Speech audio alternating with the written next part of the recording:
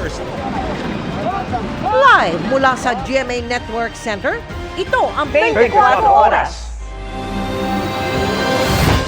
Magandang gabi po, Luzon, Visayas at Mindanao. Sumalpok sa Center Island kaya tumaob at tumampas sa railing ang isang SUV sa Skyway. Nagliyab ang sasakyan habang trapped ang driver. Patay na siya nang mailabas habang tuloy naman ang investigasyon. At nakatutok si June Veneracion. Nabalot ng usok habang nagliliyab ang isang SUV sa northbound na bahagi ng Skyway bago maghating gabi. Kinailangan gumamit ng heavy equipment para matanggal ito sa daan. Natrap naman sa loob ang driver na wala ng buhay ng tuluyang ma-recover. Makikita natin yung larawan or position ng tao parang nakahiga doon po sa may passenger seat sa likod. Beyond recognition, itong tao po na ito, even yung kanyang gender talaga hindi natin matukoy. Ito na lang ang natira sa na-aksidenteng sasakyan sa Skyway matapos itong matupok ng apoy. Base sa investigasyon ng PNP Highway Patrol Group, mabilis daw ang takbo ng driver bago ito sumalpok sa Center Island ng Skyway. Pagkatapos sumalpok sa Center Island, ay tumaob pa raw ang sasakyan at humampas sa mga railing. Wala namang nadamay na iba pang sasakyan. Dalawang anggulo ang tinitignan ng HPG, human error at mechanical factor. Humingi ng HPG ng kopya ng CCTV video mula sa management ng Skyway. Sinusubukan din namin silang hinga ng pahayag. Based sa impormasyon na kuha natin sa security ng Skyway at doon nga po sa isang witness na bystander ay may kabilisan yung takbo nitong driver po na to. Hayaan niyo po magpatuloy pa yung investigasyon natin para malaman talaga natin kung ano yung bilis ng takbo nitong sasakyan po na to. Para sa GMA Integrated News, June Veneracion, nakatutok, 24 Oras. Natunto naman ang sasakyang ng hit and run sa isang senior sa Antipolo City. Mala Cinderella ang susi sa pagkahuli dahil sumakto sa kotse ang nalaglag na side mirror sa lugar ng insidente. Kung paano nakatulong ang isang post ng mismong suspect sa pagtutok ni EJ Gomez. Tumilapon sa kalsada ang 69 anyos na lalaki matapos ma-hit and run sa Marcos Highway sa Antipolo City. Na-recover sa crime scene ang nakalas na side mirror ng pulang sasakyang nakasagasa sa biktima. Sa follow-up investigation, nasa pool sa CCTV ang sasakyan ng suspect na agad ipinakalat ng Antipolo Police para sa mabilis na pagkakakilanlan ng nakasagasa. In less than 24 hours, nakatanggap po tayo ng impormasyon. Pinost nila doon mismo na sa isang parang group na nagbebenta ng mga parts ng sasakyan ay may naghahanap ng specific brand ng sasakyan na yon at kanan ang hinahanap niya na side mirror at ganito yung kulay na hinahanap. Ang nag-post na pag-alamang may-ari ng car repair shop na pinuntahan ng driver na nakasagasa. Sa tulong ng impormasyon ng suspect sa shop, nalaman ng pulisya ang pagkakakilanlan niya. Ang kagandahan nun para itong Cinderella. Dala namang investigator natin yung ng nawawalang side mirror at it perfectly fit doon sa sasakyan na suspected po natin. Paliwanag ng 47 anyos na driver, di niya inakalang tao pala ang kanyang nasagasaan. Hindi ko nilpansin siya. Oo, tapos? Madilim kasi yung pasada kasi. Hindi niyo po naramdaman na may kumalabog sa sasakyan po ninyo? Naramdaman nung ang kalabog pero hindi ko rin napansin na tao pala yung nasagasaan ko. Sumuko siya sa mga otoridad. Kinilala ang biktima na si Oscar Carmona. Tumagal pa raw siya ng isang araw sa ospital pero binawian ng buhay kalaunan. Sobrang sakit po eh. Parang nag-iwan lang siya ng hayop sa daan. Panagutan niya yung dapat niyang panagutan sa tatay namin. Gusto lang po namin talaga hustisya para sa ginawa niya sa tatay ko. Sana maawa sila sa akin na tawarin nila ako. Nagsisisi po. Dahil sa nagawa ko ng pagtakas, dapat tinulungan ko yung matanda. Sa custodial facility ng Antipolo Component City Police Station nakadetain ang suspect. Para sa GMA Integrated News, EJ Gomez, nakatutok, 24 Oras. Naharang sa Santa Cruz, Laguna ang dalawang truck na may kargang mga uri ng kahoy na nanganganib ng maubos. Galing daw itong Mindanao at ibebenta umano sa Metro Manila. Narito ang aking eksklusibong pagtutok. Kasunod ng natanggap na tip na may daraang 2 truck ng kontrabando, agad naglatag ng checkpoint at nagabang ang PNP Highway Patrol Group at mga taga-DNR sa bahaging ito ng Santa Cruz, Laguna. May dadaan na 2 truck na may dala ng mga undocumented na kahoy or yung tinatawag po nating lawaan na woods. Nang maharang at mainspeksyon ang likuran, tumambad nga ang kontrabando. Ayon sa HPG, galing Mindanao ang mga kahoy na i-deliver sa isang furniture manufacturer sa Metro Manila. Pero hindi nila maaaring ibenta sa merkado ang ganitong kahoy batay sa utos ng DENR. Wala rin nilang proper documentation ang mga biyahero. Pinagbabawal po yan ng ating pong DNR at ito po ay nakatala na rin na critically endangered. Dahil sa dami ng parokyano, kaya may mga nagpupuslit. Sa market value po nito ay 100 pesos per board. So mas mahal po ito sa pangkaraniwang mga kahoy. Inaresto ang 2 driver at 2 panghinante ng mga truck. Wala pa silang pahayag. Ang mga nasa likod naman ng kontrabando, inaalam na raw ng pulisya. Para sa GMA Integrated News, Emil Sumangil, nakatutok 24 oras. Planong limitahan lang sa 45 segundo ang pagbaba at pagsakay ng mga pasahero sa EDSA busway. Pinag-aaralan din i-extend ang oras ng operasyon ng LRT at MRT. Yan ang tinutukan ni Joseph Moro. Nasubukan kahapon ni Transportation Secretary Vince Dizon ang pang-araw-araw na nararanasan ng mga commuter na magbiyahe. Sumakay siya ng EDSA Bus Carousel mula Ortigas hanggang Monumento mag-aalas 5 ng hapon. Alam ni Dizon kung gaano kahirap ang pagko-commute sa Pilipinas. It's really a very painful experience. Ang biyahe niya kahapon sa carousel, I wouldn't say it was horrible, especially kapag nakasakay ka na sa bus. dahil sa pagsakay ni Dizon sa carousel, ilang issue ang nakita nila. Tulad ng paglalabo-labo ng mga sasakay sa MRT at carousel sa ilang istasyon nito. Pati na ang minsay matagal na paghihintay ng masasakyang bus. Meron naman po mga officer po lagi na nandyan po. Sinasaway po nila yung mga bus rin po. Ilan sa mga gustong striktong maipatupad ng Department of Transportation, dapat daw 45 seconds lamang yung itinitigil ng mga bus sa EDSA Bus Carousel para kumuha at magbaba ng mga pasahero. At para daw hindi magkalabo-labo, yung mga sumasakay sa EDSA Bus Carousel at MRT gagawa ng mga dedicated concourse para hiwalay yung mga pasahero mag-EDSA Bus Carousel at mag-MRT. Have you tried umakyat ng overpass para lang sa carousel? Especially sa Ortigas. You can just imagine pagka rush hour sa umaga, rush hour sa hapon, sabay-sabay po ang pasok ng MRT passengers at ng busway passengers sa iisang daanan. No? So that is a problem. Maglalagay ng mga signage at harang para sa mas maayos sa daloy ng mga pasahero.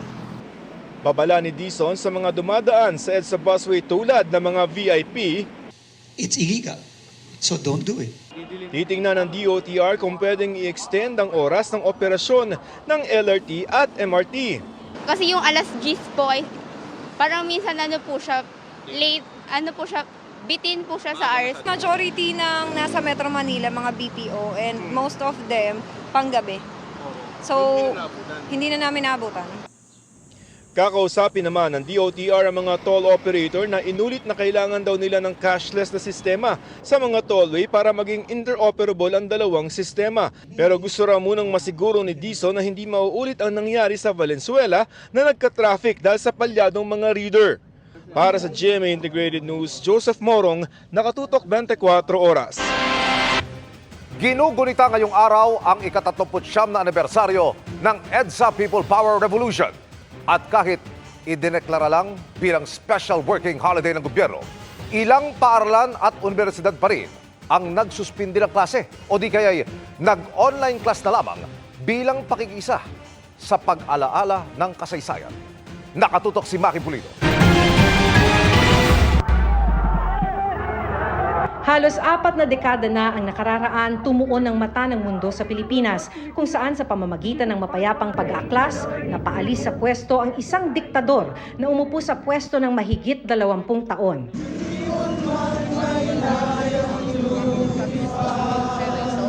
Ang makasaysayang araw na ito, taon-taon ginugunita dito sa People Power Monument sa EDSA sa Quezon City. Ngayong taon, may aktibidad man sa EDSA, tuloy ang biyahe rito ng maraming manggagawa at mga estudyante dahil hindi naman holiday. Pero ang De La Salle University na ilang gabi nang inilawan ng kulay dilaw ang harapan, walang pasok. Ganyan din ang iba pa. Hindi bababa sa 50 Catholic school ang online class muna bilang paggunita sa 1986 EDSA People Power Revolution. Sabi ng ilan kong nakausap sa public school, sana maipaalala rin sa kanila ang halaga ng peaceful revolution na nagpatalsik kay Nuoy Pangulong Ferdinand Marcos Sr. Sa tingin mo mahalaga siya na araw? Yes po, kasi siya po yung nagbigay ng freedom po sa atin. Sa tingin mo importante na matutunan ng mga kabataan ang EDSA Revolution? Yes po, because para malaman din po nila ng mga estudyante, dapat nilang malaman, di lang po sa paaralan, kundi po sa mga government. Dati may mga programa pa rito na dinadaluhan ng mga matataas na opisyal ng gobyerno. Wala na ito ngayon. Mula special non-working holiday, ngayon special working holiday na lamang. Ang araw na ito, February 25. Para sa ilang mga eksperto, ilang mga hakbang ito para maliitin ang kahalagahan ng 1986 People Power Revolution. Ayon sa isang law professor na nag-akda ng isang pag-aaral tungkol sa historical revisionism, ang hindi pag-alala, simpleng paraan niya para baluktutin ang kasaysayan. Mas magiging open to wider reinterpretation, even distortion of what has been already settled. Baka ngayon mas open na sila to thinking na baka naman hindi naman ganoon kasama yung martial law, or baka naman hindi talaga ganoon kagrabe yung mga human rights violations ng martial law. Pero anya, walang dapat pagdebatihan. Mahigit 11,000 human rights victims ang binigyan ng compensation ng Human Rights Victims Claims Board dahil dokumentado ang sinapit nila noong martial law. Sabi naman ng isang history professor, mapanganib kung iba ang pag-alala o hindi maalala ang nangyari noon. Ang historical distortion ay maaring mangahulugan din ng impunity, no? Kawalan ng pananagutan ng mga nakaupo sa pwesto sa nakaraan o kasalukuyan man, na pwede nilang gawin yung pagtampalasan sa karapatan ng mga mamamayan ng ganon-ganon na lamang. Tugon ng Malacanang, February 25 is declared a special working day, and I think it is the prerogative of the President. And when we say special working day, still there is encouragement to people to commemorate, to join any event, and it will not hinder any activity to commemorate the EDSA People Power. Pagdiin pa ng palasyo, walang tangka para baguhin ang kasaysayan. Mayroon po bang pinahinto ang Pangulo na anumang activity na patungkol dito sa commemoration ng EDSA People? Since the time po na siya ay naging Pangulo, wala po tayong nadinig na anumang pagpapahinto ng anumang events, no? Any activities na maaaring mag-commemorate ng nasabing event. Para sa GMA Integrated News, Maki Pulido, nakatutok 24 oras.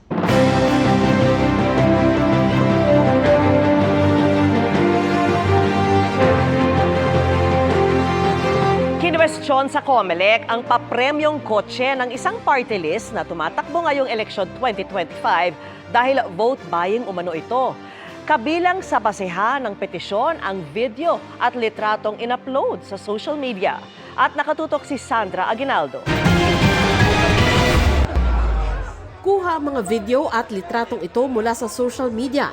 Nagpapakita umano na 3 bagong kotse ang pinapremyo ng CWS Party List sa isang kompetisyon sa Lipa City, Batangas. Ito ang basehan ng iniharap na petisyon sa Commission on Elections laban sa CWS Party List ni J. Manalo Ilagan, Vice Mayor ng Mataas na Kahoy at tumatakbong gobernador ng Batangas. Sabi ni Ilagan, maituturing umano itong pamimili ng boto dahil naganap ang pamimigay ng mga kotse noong February 13 to 15, panahong nagsimula na ang campaign period para sa party list. Partikular niyang tinukoy si CWS Party List Representative Edwin Guardiola sa kanyang petisyon. At ito ay sa panawagan din ng Commission on Election na humihingi ng tulong na kung may malalaman na magbabiolate ay sila ay ipagbigay alam sa kanilang opisina. Nagpasalamat po sa CWS ang lahat ng tumanggap nito. At ang buong paligid po noong area ay CWS lang ang nakalagay na tarpaulin. Ang mga litrato at video na inilakip ni Ilagan sa kanyang petisyon hango daw mula sa Facebook page ng aktor na si Luis Manzano at Barako Fest na pangalan din ng event. Makikita raw ang pagpapasalamat ng gubernatorial candidate na si Vilma Santos Recto sa party list dahil sa mga binigay na kotse. Magtatapat sa eleksyon sina Santos Recto at Ilagan sa pagkagobernador. Wala pong connection ito sa election. Sinikap namin kunin ang reaksyon ni Guardiola sa pamamagitan ng tawag, text, email at social media pero wala pa siyang tugon. Hinihingan din namin ng reaksyon si Santos Recto. Ang COMELEC tumanggi munang magbigay ng pahayag sa petisyon ni Ilagan. Paalala ng komisyon, ang pamimigay ng papremyo ng isang nangangampanyang kandidato ay pinagbabawal sa batas at alituntunin ng COMELEC. The holding of talent games, talent shows, bingo games, and other similar activities that involves the distribution of prizes where the name of the candidate is clearly posted. And if that is what happened in this case, then that is already presumed to be a violation, no? So in which case, the burden is now shifted on the respondent. Para sa GMA Integrated News, Sandra Aguinaldo Nakatutok, 24 Oras. At kaugnay pa rin sa reklamong vote buying umano, wala pang natatanggap na kopya ng reklamo ang CWS Party List ayon sa pahayag nito. Yan anila ang dahilan kaya hindi pa sila makakapagkomento sa ngayon. Gayunman, iginiit nitong palagi at patuloy silang sumusunod sa alituntuning inilatag ng COMELEC. Handaan niya silang harapin ang reklamo sa tamang oras at forum. Sabi naman ng pamunuan ng Barako Fest, sila ang may responsibilidad sa lahat ng papremyo. Hindi nila ipinamigay ang mga papremyo kundi pinaglabanan ng mga lumahok. Marami rin nilang institutional partner ang Barako Fest taon-taon, kabilang ang CWS Party List. Chika Minute na mga kapuso at ang maghahatid ng latest sa showbiz happenings ngayong gabi, ang isa sa cast ng inaabangang Encantadia Chronicles Sangre, walang iba kundi si Sangre Pirena Glyza De Castro. Glyza! Thank you, Miss Vicky. And abisala mga kapuso. Ramdam na ramdam ang kakaibang pagmamahal sa newest GMA Afternoon Primetime na Mommy Dearest. Hindi lang ang ating kapuso ang tumutok sa world premiere kahapon, kundi pati ang mismong cast na happy and grateful sa bunga ng kanilang pinaghirapang series. Yan ang chika ni Lars Santiago. Nakakainis. Sandali! Anong ginagawa mo? Bakit mo hawak-hawak ang anak ko, ha? Teka, miss. At nakakaiyak. Anak, pangako ko sa'yo. Roller coaster of emotions na agad ang world premiere ng bagong GMA Afternoon Prime series na Mommy Dearest. Sabay-sabayang tinutukan ng mga kapuso at mismong cast na nagkaroon pa ng watch party. Present sina Camille Prats, Katrina Halili, Shane Saba, Dion Ignacio, Prince Carlos at Ami Austria. Sa pilot episode, ipinakilala na ang dalawang ina sa serye. Si Emma na gagawin ang lahat para sa anak na may sakit at si Olive na namatayan naman ng anak dahil sa disgrasya. Kaya ibinaling ang atensyon sa sanggol na tila kinahumalingan niya sa pediatric ward. Masaya po kami din sa pinanood namin, pero kinakabahan din kami, sana okay. Iba pala pag watch party, first time kong ma-experience to watch the first airing together with the whole cast. And Tito Lar, masarap yung feeling kasi isang taon namin tong ginawa Sa kanilang pagsalang sa GMA Integrated News interviews, ibinahagi ni na Camille at Kat kung paano sila maging ina sa kani-kanilang anak. I want to be intentional in building relationships with my children. Pero hindi ko masasabi na hindi ako disciplinarian kasi importante yung disiplina sa mga bata. Ako, syempre natutunan ko, kailangan maging close ka dun sa anak mo. Talagang ayoko nung parang naiilang sa akin. And lalo na ngayon gusto ko maging sweet din sa akin yung anak ko kasi lumaki din ako na hindi ako sweet sa nanay ko. Kasi hindi kami sanay. At busy man daw sa kani-kanilang schedule. Malinaw raw para sa kanila kung ano ang priority. So kaya every time na magkakaroon ako ng time, gusto ko, like, hindi pa namin nagagawang mag-travel dalawa ha. Sana this year. Mag-travel kami dalawa lang, walang yaya. I didn't realize na ganun pala yung impact ng nanay. Na kapag pala wala yung presence mo sa bahay, they really feel na wala ka doon. So nung una, akala ko drama-drama lang. But eventually I realized, yun kasi talaga ang role ng nanay. You really have to be there for your family.